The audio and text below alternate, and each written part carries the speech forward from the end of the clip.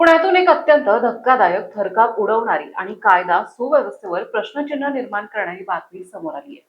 पुण्यातील कात्रज ते नवले ब्रिज महामार्गावर सोमवारी सकाळी एक थरारक घटना घडली आहे. प्रवाशांची ने-आण करण्याच्या 2 ते 3 वर्षांपूर्वीच्या वादातून 3 रिक्षा चालकांनी आपल्याच एका सहकार्यावर धारदार शस्त्राने सपासप वार केले आणि एवढ्यावरच न थांबता त्याला थेट पुलावरून खाली फेकून दिलं. या संपूर्ण घटनेचा एक अंगावर काटा आणणारा व्हिडिओ सध्या सोशल मीडियावर व्हायरल झालाय. मिळालेल्या माहितीनुसार सूरज माणिक काळे वय वर्ष 30 हे रिक्षा चालवून आपला उदरनिर्वाह करतात. 2 ते 3 वर्षांपूर्वी प्रवाशांना रिक्षात बसवण्यावरून सूरज यांचे अन्य रिक्षा चालकांशी खटके उडाले होते.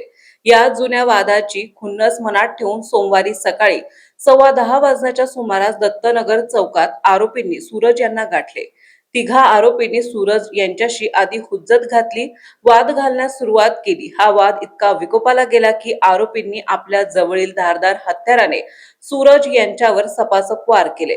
सूरज रक्ताच्या थारोळ्यात पडल्यानंतरही आरोपींचा राग शांत झाला नाही.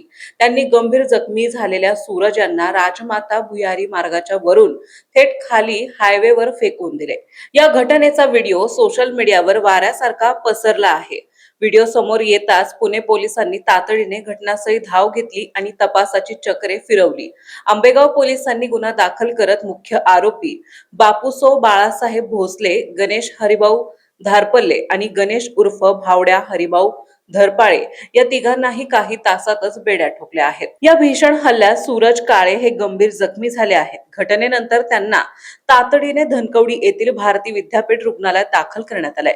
त्यांच्या शरीरावर गंभीर जखमा झाल्या असून सध्या त्यांची प्रकृती स्थिर असल्याची माहिती पोलिसांनी दिली आहे. आंबेगाव पोलीस या प्रकरणाचा पुढील तपास करीत आहेत.